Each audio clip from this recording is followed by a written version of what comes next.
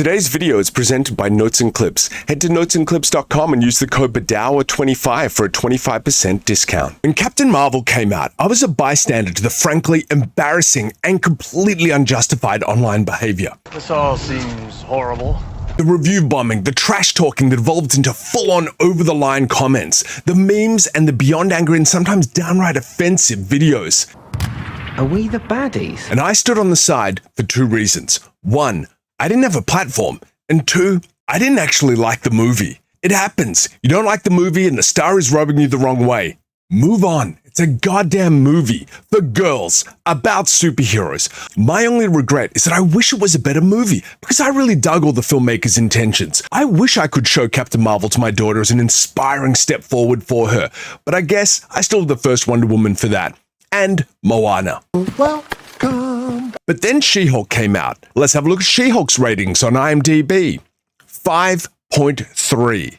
How's Metacritic? 67%. And on Rotten Tomatoes, the reviewers give it 77%, while the audience gives it 32%. And that audience score tells the whole story. The whole misogyny train has started up again. This is gonna end well. But this time, two things are different. One, I have a platform. Thank you for joining me. And two, I hand on my heart believe that She-Hulk is the greatest thing Marvel Studios has done since Endgame. This is not a joke. In my humble opinion, it is the most accurate, wonderful love letter to the comics that I grew up with. And I think Jessica Gao and her team are absolute geniuses. Perfection. Geniuses who genuinely did their goddamn homework and wrote what I believe is one of the best superhero adaptations of all time. It's smart. It's funny. It oozes with personality and character. But I'm also the first to admit it is not perfect. Complicated. Hey, it's complicated. With the majority of the internet sitting on the other side of the scales, I felt like someone needs to step up and stand on the other side. If it were easy, everyone would do it. Because if we go back that Rotten Tomatoes score, I think that is actually way more accurate. But someone's got to close that gap between what I believe is a biased audience score and the reviewer's score. Maybe a certain comic book creator? Who am I? Let me show you my work and how much I love comics.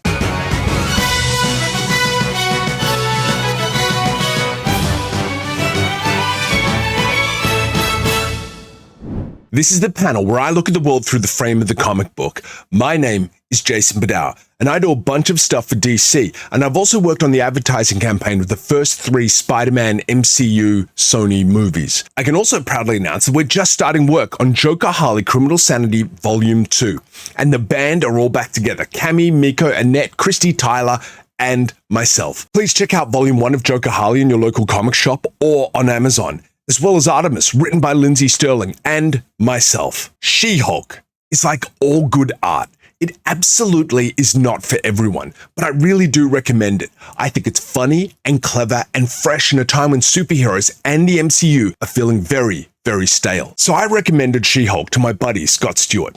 Scott owns every single issue of the Avengers comic book published since 1963. He is also slowly closing in on every single Iron Man comic. Scott lives and breathes Marvel Comics. I'm nervous, because Scott and I recommend shows and movies to each other all the time. And apart from Tucker and Dale vs. Evil, Scott has not liked a single thing that I've recommended to him. Seriously? Yes, seriously. Maybe She-Hulk's the next thing he doesn't like. Did he get it? Did he like it? Did he not like it? Or does he hate it? And it's with that trepidation that I finally get a chance to talk to Scott about She-Hulk. I'm normally 100% spoiler-free, but I'm going to warn you that we will talk about the elements of only the first episode.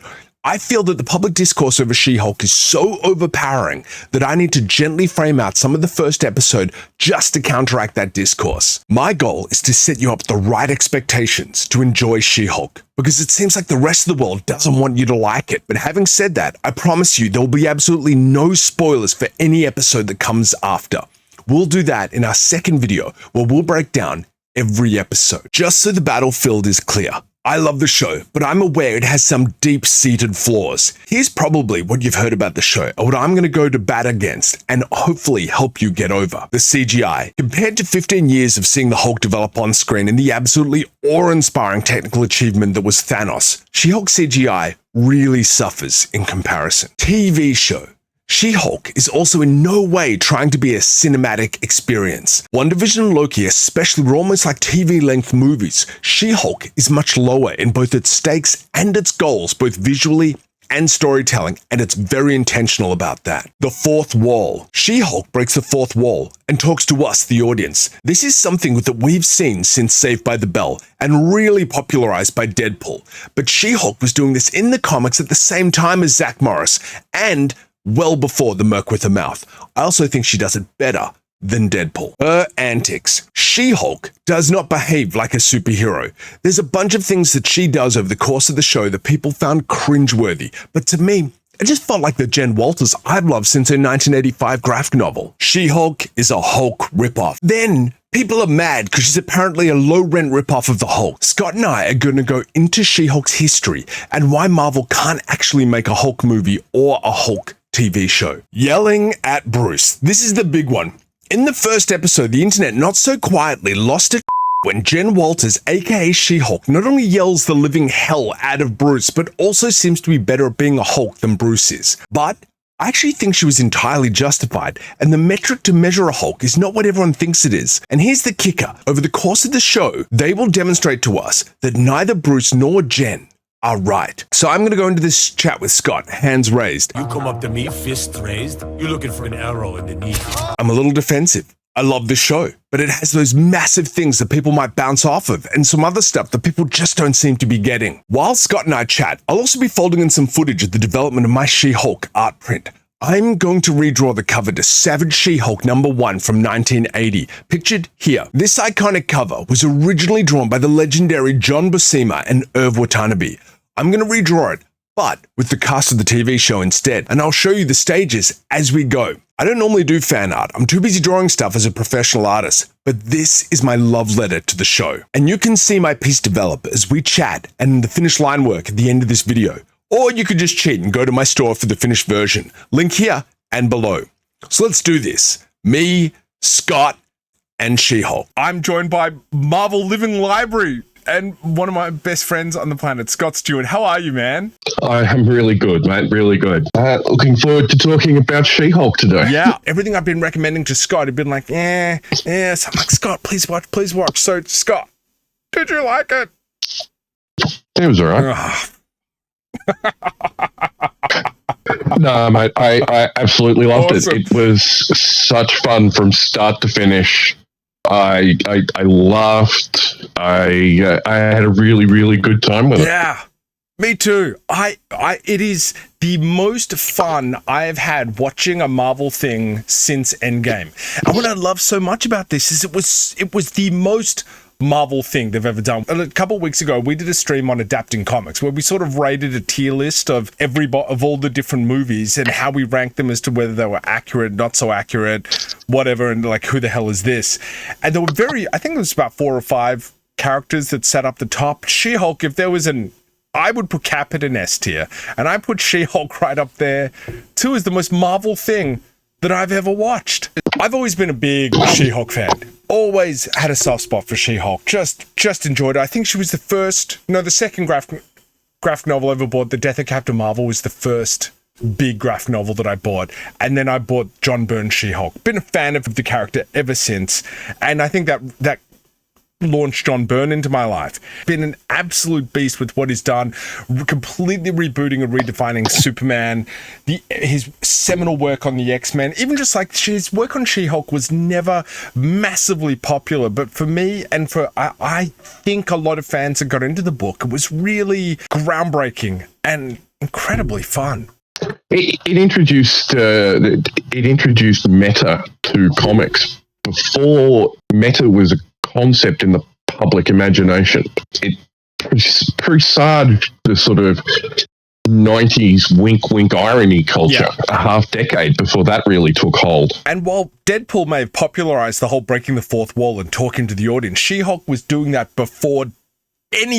way before Deadpool. Way before Deadpool was even a spark in Deathstroke's eye. Like, it was just it was a lot, like, she was breaking the fourth wall with John Byrne. There are these this is also, like, very much how Byrne pitched his run. It was very much centered in the male gaze. There was a view, rightly or wrongly, that superhero comics in general, at that stage in the life cycle of the medium and in America, was purely a boys' medium. The female gaze wasn't considered in almost any of the output outside of Claremont. Byrne was always experimenting with the form. He loved.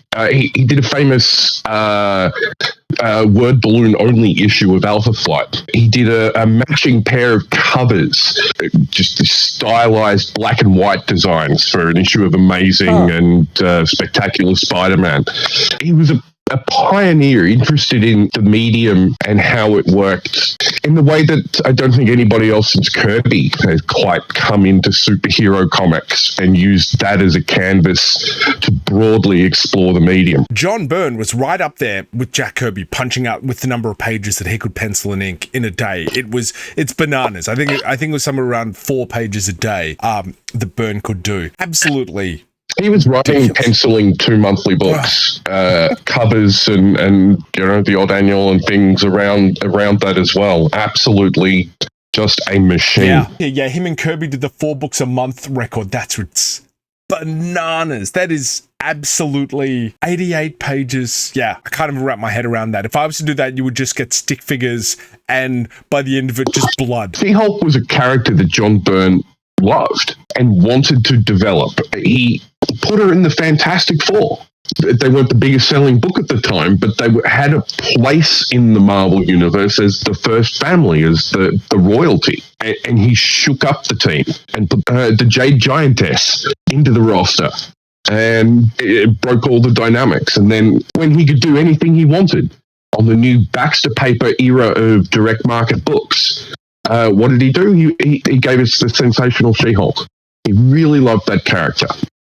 9 episodes of She-Hulk was just such a pleasure for me. For starters, every episode's only 30 minutes. It is a sitcom format from start to finish. It gets in, it gets out, it's tight as hell. It's really, really funny. And I think it does comedy in such a great way. One of my biggest problems with Marvel comedy is always where they lean on bathos, where the emotional moments happen and they undercut it with a humorous comment or a humorous scene. A great example of that is in Shang-Chi, where he's telling about how he murdered somebody, and then you cut back to him being interrupted by the stewardess asking him what meal he wants. And it's like, do we not get a moment to bathe in that? She-Hulk's comedy allows the emotions to breathe, but also allows Jen to be... Jennifer Walters in this show is one of the most vibrant characters we've seen in the MCU. There wasn't a lot of pantomime to the performance like you get with Thor, especially in the later films. It was funny, but it was grounded. It was high-level sitcom. I'd argue with you a little bit about how tight it was. Some of the episodes ran like 38 minutes. Oh, really? And if you want my respect, in the sitcom world, you've got to hit that tight 22. Pete says, I honestly think the MCU have reproduced the experience of collecting Marvel comics in the 90s during a crossover event. Unless you're reading everything, you will be lost, and very few have enough resources. As kids, it was money to buy the books. As adults, it's time to watch, to consume it all. I think that's a really interesting idea to unpack, Pete. There's 2 aspects of it. One, I think we're hitting the point in the MCU that Marvel Comics hit around the turn from the 60s into the 70s, when they broke their original distribution deal with DC and were suddenly allowed to publish as many books as they wanted. They did. They published a lot of books. And all of a sudden, fans who could keep up with 8 books a month were unable to keep up with 16, with 20, with 50. We're hitting that point with the MCU, and as fans, we have to grow. We have to choose. We have to accept that not everything is A, aimed at specifically us. B, we're not required by law to watch this. It doesn't invalidate anybody's fandom if they skip What If because they don't like animation, or they skip Werewolf by Night. I disagree, though, that you're lost. I don't know how valid my take on this can be, because I have now caught up and seen everything. I don't feel like a lot of these projects are all that interconnected. There are some hints about upcoming things and references here and there. The end of Loki, without getting into details, the end of this season of She-Hulk, for example. But it's not like if you skipped Ms. Marvel, you didn't understand everything that happened in She-Hulk. It's not like if you didn't get to see Werewolf by Night, you've lost anything along the way. I think each chapter of the TV stuff is way more optional than any of the chapters of the first three phases of the MCU in cinemas. I very much think that Marvel has turned the movie and TV watching public into what it was like to collect, into what it's like to collect comic books. You're right. It has been so easy to keep up with it all. And now that I keep calling it the fire hose is being turned on, you can't drink it all. We also have a much longer time frame to watch all these things in, and we also get the word of mouth that when something is relevant in a movie, like if someone before, Multiverse of Madness, I would have said, hey, you might want to watch WandaVision beforehand. Don't have to, but now's the time. If you were thinking about it, now it's, if you're putting it off, you got a deadline now. For me, I felt like She-Hulk was the just most fun, most Marvel thing. When we talk about the comics from the 90s and collecting comics, every episode felt like a comic book to me. There's a lot of people online being like, oh, this ruined She-Hulk, and it's like, this is absolutely so true to the comics that I actually think Dan Slott should be getting money. Like, it is the equivalent of David Aja's cover for Hawkeye as in a TV form. Episode 2, it's literally the first issue of Single Green Female.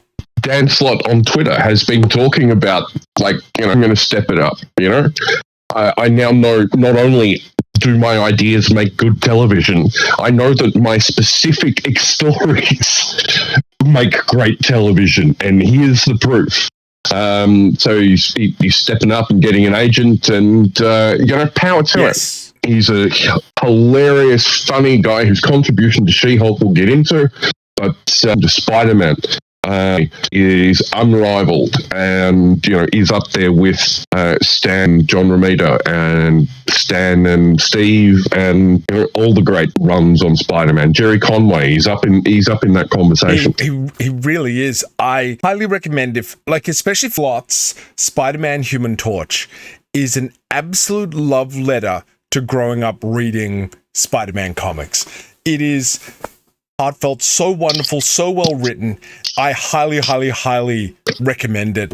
You'll find it this great little digest-sized graphic novel, and it's just wonderful. Absolutely wonderful. It's going to be very dusty in the room after you finish reading that, so just be aware of that. That limited series is an absolute masterpiece. If you were into comics in the 80s, and went back to the 70s, or you were into comics in the 70s, it's just joy in 4 issues. Yeah, and I think that what She-Hulk managed to do was fuse together the best of both Byrne's run and Dan Slott's run. I apologize, I haven't read Charles Soule's run, who also gets a shout out, an Easter egg in the show. I feel that they take the plot that Slott gives them, that they're able to actually go through all the lawyer stuff while taking the fun of John Byrne's fourth wall breaking antics. Because as far as I'm aware, she doesn't really break the fourth wall in Single Green Female in the Dan Slott arc, and it just takes the best of both worlds.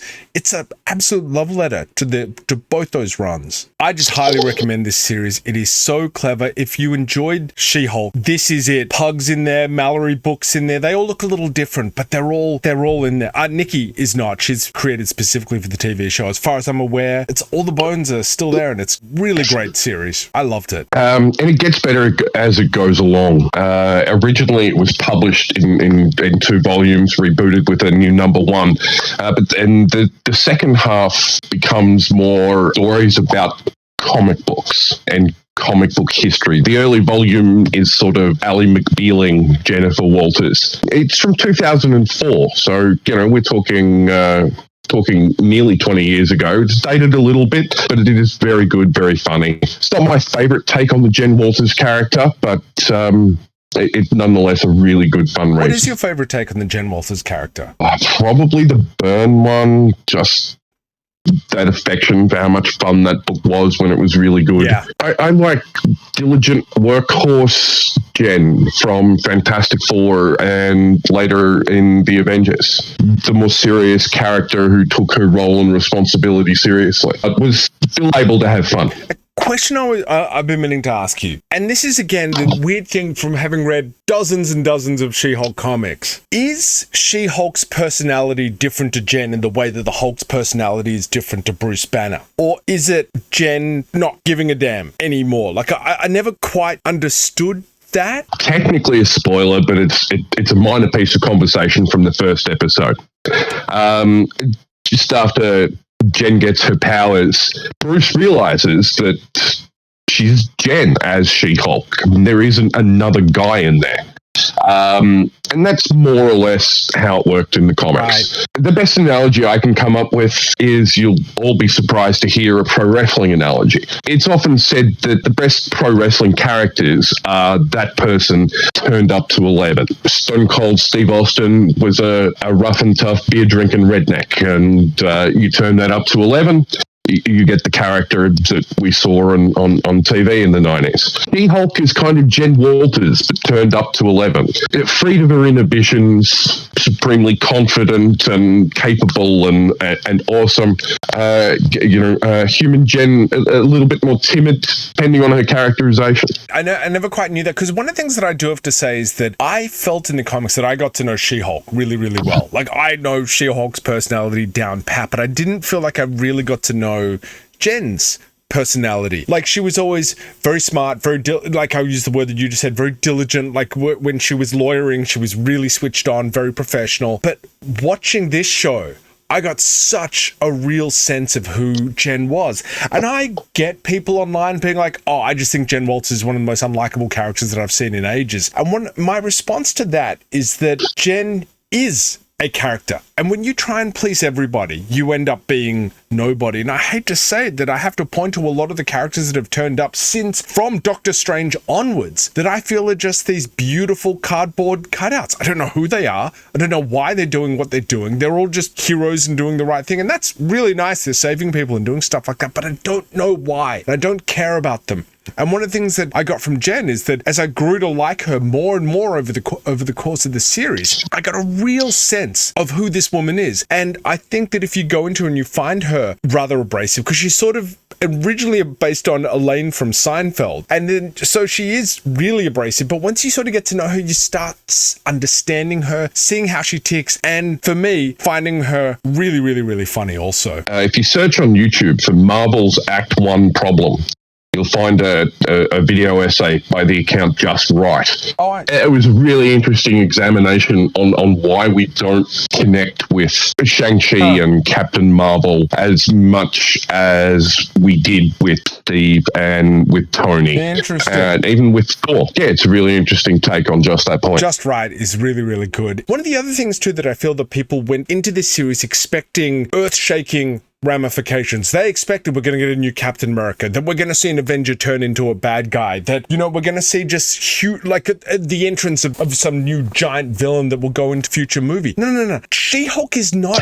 this is a beautiful cover for this actually, because She-Hulk is not about the bricks, right? Imagine those things that I just said to you with the bricks. She-Hulk is the mortar. She binds it all together. She looks at the lives of what's been going on behind the scenes of these huge, enormous events and starts asking, well, what's been going on with everybody else? So looking forward to this character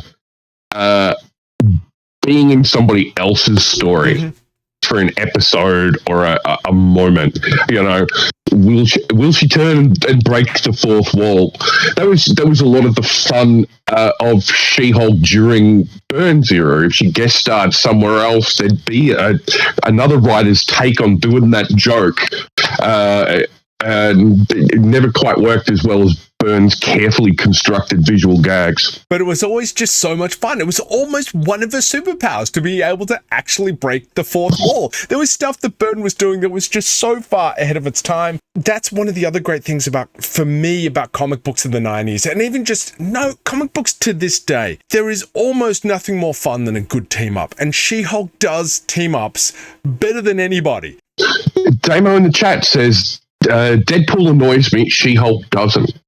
And I absolutely get that. Because at the end of the day, there's not a lot more to most interpretations of Deadpool than the gag. And you're 100% right. The Deadpool, the fourth wall breaking is always just about gags. And whereas I felt like Byrne was using it to just to explore the storytelling in comics and to explore She-Hulk. And one of the things that I've always said that the Arrowverse started before anybody else that it does so well was externalize superheroes' captions and monologue. We've seen how captions, voiceovers work normally in movies with, Blade Runner. It's passé. Arrow realized that and started populating Arrow's world with people around him that he can talk to. Literally the man in the chair or the girl in the chair in Felicity's case. She-Hulk not only has the girl in the chair, she's got, Ginger and a whole bunch of offsiders that she's able to talk to, her parents even, but she also talks to us. And so we get the best of both worlds where she's breaking that fourth wall while also talking to the people around her. We get her internal and her external thoughts at the same time. And it's fun and it's all character based. It's not just for the gag, although there are some absolutely fantastic smashing gags that I just loved.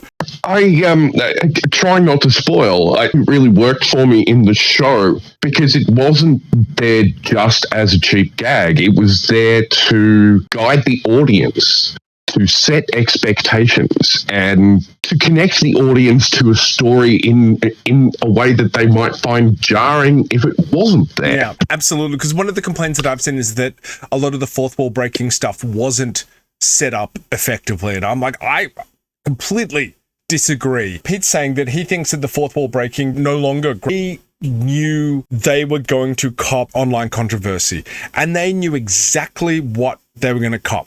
And when you get into that sort of area, you've three things. You could try and please him, you can try and avoid him, or you just lean into it. And the courage of Jessica Gao and her team and Marvel in general, of course, I'm just like, they knew it was coming. And they're just like, no, we're actually going to make it part of the story. And everything that they do, and just the courage to do that with everybody at Marvel, knowing they're going to get review bombed, knowing that it's going to create all sorts of hate online, and yet they still did it. I'm just so much respect. If it's coming anyway, you might as well lean into it. And if you're going to do a meta wink at the audience show, avoiding that topic would have been intellectually dishonest. How they handled it, the wit they deployed and the gross charactering they deployed to hilarious effects. I honestly think you can criticize the show, you can not enjoy it. I think that's fine. But to have this performative triggered reaction, all you do on this, I think they're brilliant. I have enjoyed to varying levels all of the Marvel shows. This is the only one that I wished was an old school TV show. So we would get 13, 22, 26 episodes of it. I think there is that much legs in the premise, depth to the characters, charisma to the cast. A classic season-length sitcom, She-Hulk, Attorney at Law. Absolutely my jam. Oh my God, you're so right. That would be amazing. I'm 100%, man. 22 episodes of this. Give it to me every week like a new thing. It is the first concept with enough meat on its bones to be procedural. Is that the term? Like episodic? Procedural is where your formula is the plot of the job. Your typical cop show is a police procedural. The crime is committed, the cops are called, they investigate it, they interview the suspect. Suspect confesses or is tricked into revealing the evidence. End of episode. Yeah. I thought this show had a nice balance between the legal setting, but it was all tools for character. It's not as though it was an LA Law or a Murder One, Boston Legal. Yeah. So you could go that way. Night Court. You see, we shouldn't be thinking about our dramas. We should be thinking about sitcom formulas, and Night Court is the obvious one. You have a setting where the characters revolve around the courtroom. A 22-episode season, you hear that sound? That's the underpaid VFX artists of the world collectively screaming all at once. And there are two things that do suffer over the course of the show, and that is the CGI. The Hulk looks fantastic because we have had the Hulk on screen as a CGI entity since 2003. They have evolved him continually. This is the first time we've seen She-Hulk. I don't know why, but women are much, much harder to do. It's not just the hair, it is so many different things. To give you an example, Scott does not know what I'm about to ask him now. Scott, I want you to list me five artists you can think of right now who are known for drawing beautiful women. Adam Hughes. Here's one. Frank Cho. Joseph Michael Windsor. Yeah. Frank Frazetta. So many artists that are known for, like J. Scott Campbell. Mila Manara, J. Scott Campbell. Now think about how many artists are known for drawing great men. It's not really a thing. One of the things I would say as an artist is that it's just much harder to draw women. I can't even imagine what it takes to create a completely CGI woman. It is not just a matter of taking the Hulk and then being like, oh, we'll just put boobs on it. It doesn't work like that. It is a completely different entity. Despite your early artistic career. Despite my earlier artistic career, yes. I did not know how to draw women for a very, very long time. I'm very grateful that people have said that they really love the women that I draw now, because it's something that I worked really, really hard on. To a good time during a hard time. And as Thoughtless says, Jace couldn't draw women for a long time, but that had nothing to do with his art. But this is the first time that we've seen a female She-Hulk. It is really difficult to do. One of the things that I know that the VFX artists I feel that they nailed almost the entire time is her performance and her face. Clothes sometimes get a little bit wobbly. Totally get it. But I felt like the performance was there every time. What did you think of the CGI, Scott? It didn't bother me in the slightest. But I'm 46 years old, and I watched 50s cardboard sets on a 19-inch 4x3 CRT, and loved every second of it. They had a fully developed feature film model of the Hulk to work with. They had to create She-Hulk from scratch. And one of the things that you know as an artist is that every line of detail you put onto a female, every shadow, I can't imagine that principle doesn't apply to VFX. And so she had to look cleaner than the Hulk gets to, with hair and wrinkles and stubble and glasses, and absolutely covered. The visual effects artists, they're famously underpaid and overworked, expected to produce miracles and not given the time or budget are not. I think this is great and it will do. It's we're not giving you any more money. You will do what you can, and if it doesn't look good, we'll scupper your studio. It's even worse than that. That Marvel have a clause in with all their VFX houses. They have unlimited notes and edits. That is what kills them. They literally will change their mind, rescript stuff, redo scenes, and these poor VFX artists are forced to work overtime for ridiculous hours because a bunch of people decided they want to. All the movies suffer from mediocre VFX, and it's all just time and money. But a lot of it is, I believe, the way that Marvel manages these studios. The only show I've seen where I thought the VFX were just head and shoulders above everything else was Loki. I believe that Kate Herron knew exactly what she wanted, or was able to communicate it in a way that the studios wanted. Loki ended up looking really, really good. Very few frames where I thought, oh yeah, that looks wobbly. Incredible. Absolutely incredible work. I believe it's a management issue. Absolutely agree with the Kate Herron love. What she accomplished with Loki from a production standpoint is unrivaled in the MCU TV experiment so far. There have been some big swings and some very impressive looking things, but start to finish, coherence of vision, getting the most out of what she was given to work with in trying circumstances. Absolutely gutted that she's not coming back. There are people who are known for drawing women because women are harder to draw in comic books. As Scott said, every line counts. With men, you can just keep adding more lines until it starts looking cooler. Women, you need to take away lines, which means every line means more.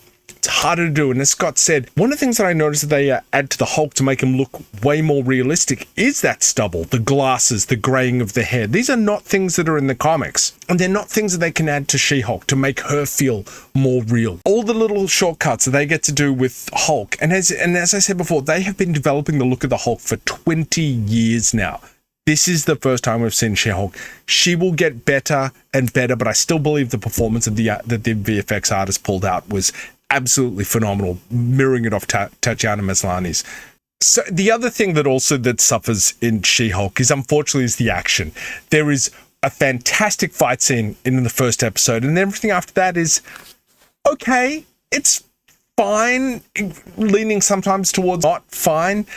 And I don't know how to pronounce the director's name, Kat Quara. I blame the second floor. I blame the previs guys. You're all over this stuff. This is your bread and butter. You're so good at this. What the hell happened with She-Hulk? We needed, the first time we see her fighting a supervillain, it needed to look awesome. And it didn't. What? And the other thing that also I think hamstrung her was the fact that this did not lean into trying to look like a movie. It is the first Marvel show that was actually trying to look like a TV show. Jen even says, "This is my show." Like, it is a TV show in every way, shape, or form. So I don't know if that hamstrung the director, Kat, either. The bar for what television is expected to achieve these days is so much higher than it was 10 years ago. It's infinitely higher than it was 25 years ago. To actually get noticed and go, that's really good TV in this day and age, that's an achievement. Yeah. Argument can be made by leaning into its television sitcom helps paper over the fact that Jen Walters can't get a man in Tatiana Maslany's movie star beautiful. Yes, the idea that Tatiana Maslany, Jen Walters, would get no responses on her is just absolute garbage. And yes, I agree, that is the one thing that She-Hulk. So one of my favorite things about the show is the way that they managed to hang a lamp on everything. And generally what hanging a lamp on something means is to show that they are aware that that is an issue. I'm actually quite surprised that She-Hulk at some point didn't actually get a lamp and put it on something. It was just, they do it so much. Everybody remembers the TV show Ally McBeal. Hyper competent, stunningly attractive, but for some reason insecure and sparse dating life. Sort of strange credulity, but not as much as, say, Sam Witwicky in Transformers being a universe-saving hero does. Scott, I want to come back to the Denzark made earlier, where he said he checked out when Ben was telling Bruce Banner basically how hard her life was. Talking to Bruce was the moment that it sort of rubbed a lot of people the wrong way. Is there a way to give any context to that for people going into that scene that I think a lot of people are missing? I didn't read it as Jenna saying to Bruce that she had a harder life. It was a very specific thing. And a lot of that first episode was her, especially that origin sequence, was her showing Bruce that she isn't him, that there is a difference between the Hulk and the She-Hulk. And a lot of what he was doing was projecting his experience onto her, and she was coping with that gracefully, arguing every step of the way, but giving in, going along. Internalizing that anger and frustration is very common experience for women in this society. I am told by every woman I've ever met and talked to about these things, and the internet constantly, and my own lived experience watching things happen in the real world.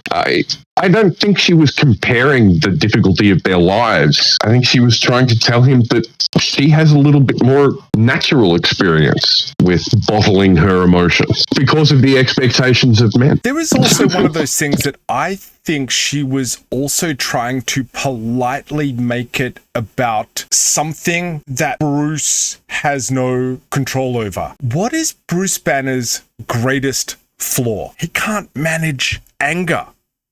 That is his flaw. The whole episode is called A Normal Amount of Rage. Bruce has an abnormal amount of rage. And when she is talking to him about that he needed to go through his giant pink binder, which I love that he tracks it all in a giant pink binder for 15 years. She's like, I'm not you. I don't need to do that. Have we ever considered that Bruce Banner is perhaps the worst person on the planet to get Hulk powers because he has not been able to manage his anger for so many years? She had two options there.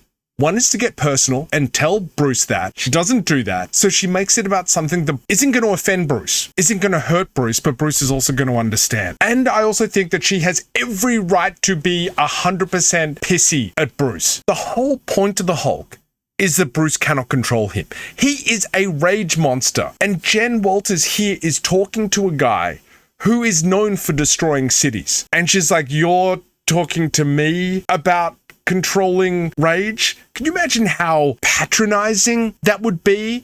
You know, when all your family gets together and you talk about cousin Bruce, you know that and you know that you have someone that has a temper. What if their temper levels cities? And then that person is trying to tell you to calm down? It's like, I'd be like, step back, buddy. Like, you are not the person to tell me to do this. And unfortunately, for as much as we love Bruce Banner, if you go into that scene, I do ask you to consider that there is absolutely that context when she's talking to Bruce like that. But I just want you to consider also that as the series plays out, Bruce is right and she is right. The last thing is that I see a lot of people saying, oh, She-Hulk hates men.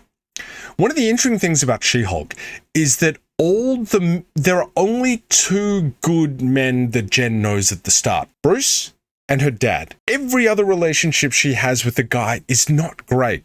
And it's only when she becomes She-Hulk that she starts meeting some really, really great guys. And it is the journey of Jen as she starts meeting better people, men and women, that she's able to start again changing, and that is a journey for her. And it's very easy to look at that first episode and be like, oh, She-Hulk hates men, Jen hates men, and be like, well, she's not had a great experience of it. It does get better for her. I think an arc for her. So for some reason, if that's a takeaway for you, ask you to please keep watching. And for those who say that there is a double standard between men and women, there is absolutely two different standards for men and women. It's why Jen Walters can have a photo of Captain America's butt as a save screen. And if a male superhero was to have like Captain Marvel's butt as his save screen, it'd be creepy. It is all we live in a society. We live in a society. And it all has, it's all context. We all have different rules that we have to abide by.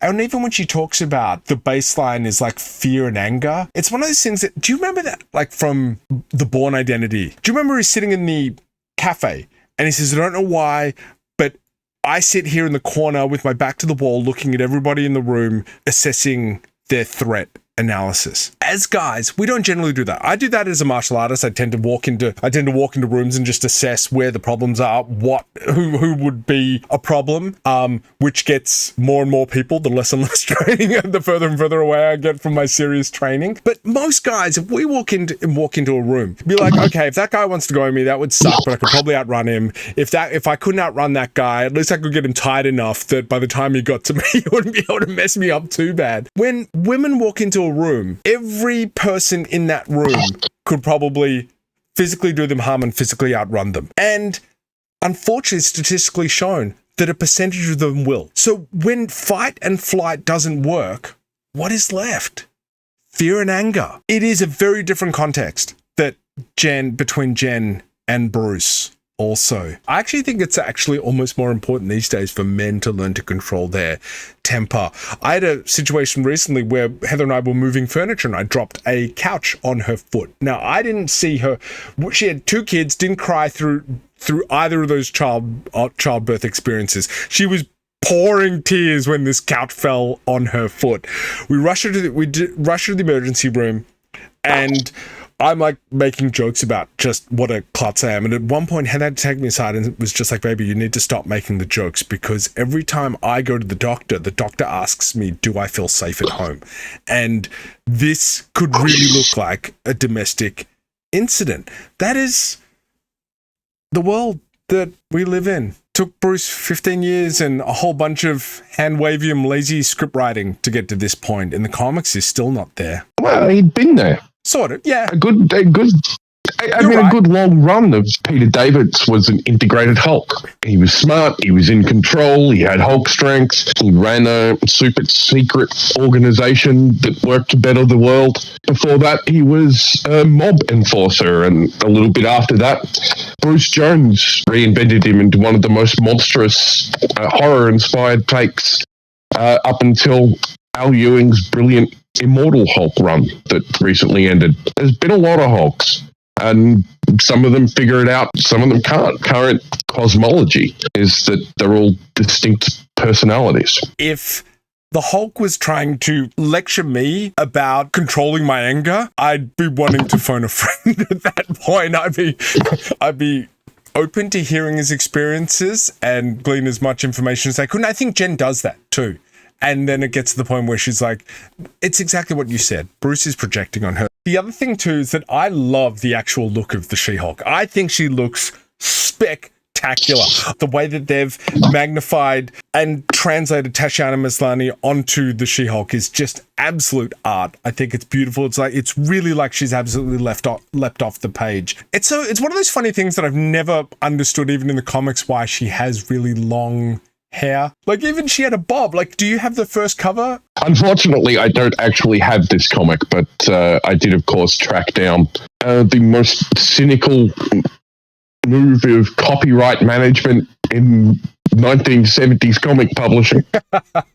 Why was She-Hulk created? She-Hulk were essentially created as a response to the success of the Bionic Woman. At a certain time in the mid-70s, the biggest TV show was The $6 Million Man.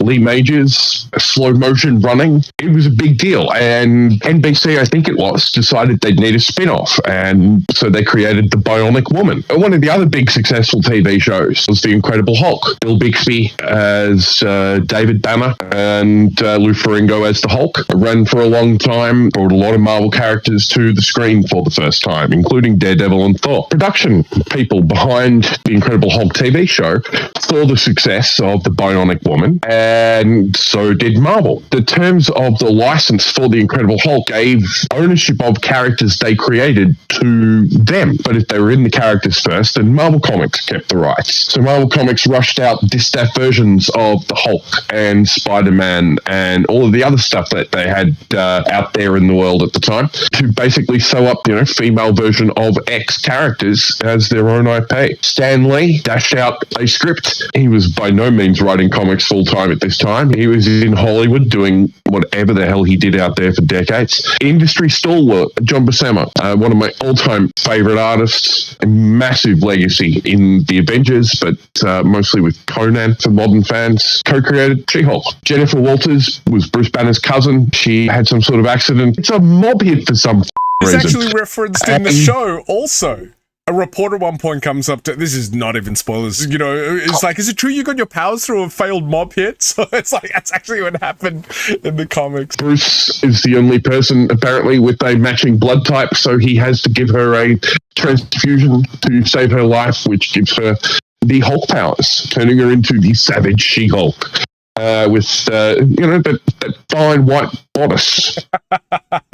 Both She-Hulk, Spider-Woman, absolute IP stake claiming by Marvel to establish these characters as their IP, and thank God they did. Could you imagine with the Hulk at Paramount now and then She-Hulk off at NBC? We would not. Just the idea that I wouldn't get a show this joyful would make me so sad. I can't imagine that the character would exist if there was even so much as a TV pilot made. That would be it. And we'd have missed out on the Byrne run, on the Slott run, the David run, the Sewell run, her tenure with the Fantastic Four and the Avengers. She's one of the great background characters of the MCU. And this is again why I say that I love this show, because I feel that she really is the mortar between the bricks. She binds it all together and adds a level of cohesion and world building that I just love, while still being entirely her own thing. The other thing I love about the show, completely non-spoilery, is you absolutely have to watch the end credits. Not because of that Marvel thing. Sometimes there are tags, sometimes there are not. Because it's a legal drama.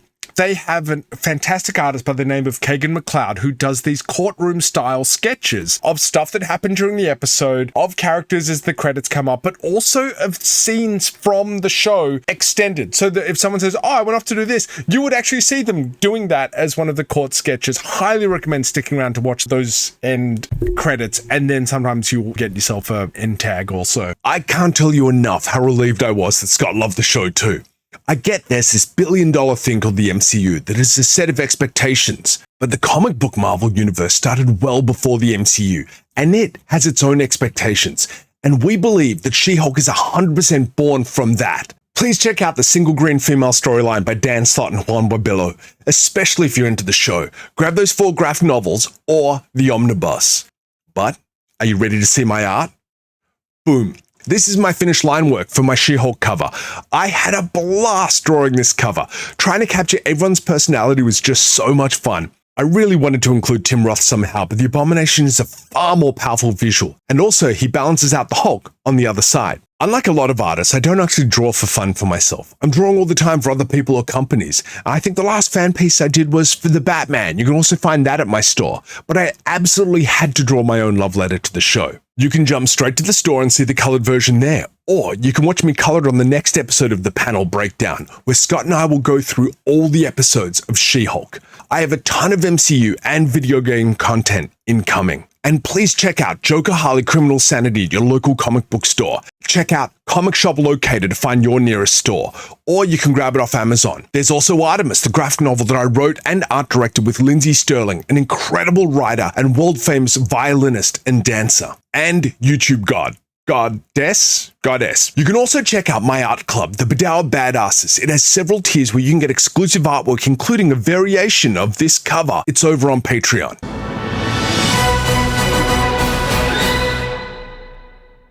You might not know that I draw most of my art digitally, but when I draw something on an actual piece of paper, it brings so much more meaning to me. In an increasingly digital world, having something physical makes something so much more special. And with that in mind, I'd like to introduce you to Notes and Clips. This is a line of absolutely gourmet stationery. It's all hand designed and developed by 2 ex-software and IT developers. They want to bring you back to doing things with your own hands with something really beautiful. I know how hard it is to buy great presents for people, but Notes and Clips is now your go-to for amazing prezzies. Look at these incredible stationery boxes. These are the perfect gifts, and they cover a range of interests and styles for anyone who only has to have an appreciation for beautiful design and construction. What about weddings? Is your partner-to-be doing all the work? Get them a stationery kit and the wedding planner bundle. After that, you'll be able to fly under the radar until you got to put your tux or your frock on. And if you know someone who's into stickers, Notes and Clips has you covered. I mean, technically they're stickers, but these are next level. They're hand printed, artisan designed. I'm going to call them adhesive decorations. You could use them for planners, cards, put them in your kids' lunchboxes, or just anything you want to make look better or feel special. And that's the thing.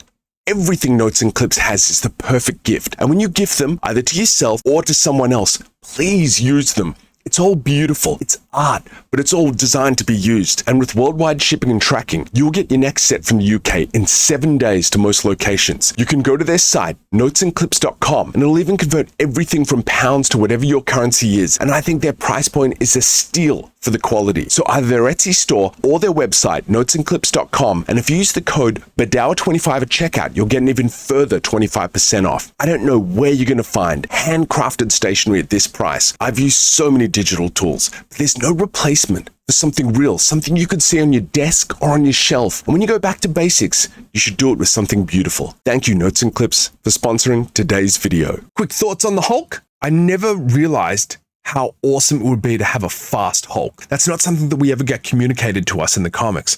I also loved that they made the Hulk look like Mark Ruffalo. It felt like he was this completely different creature in the past, and now he's actually an extension of Banner. Interesting of note is that I believe that in The Incredible Hulk, the design of the Hulk was based on Dale Keown's work. Very popular, influential artist on the Hulk. But my big gripe is that all of the Hulk's major story arcs have all occurred between the movies. He learns that I'm always angry. Then in Ultron, he learns the lullaby off screen. Then in Ragnarok, we have seen him as Hulk we never get to see him as Hulk for years. And then we never get to see him transition and become Professor Hulk.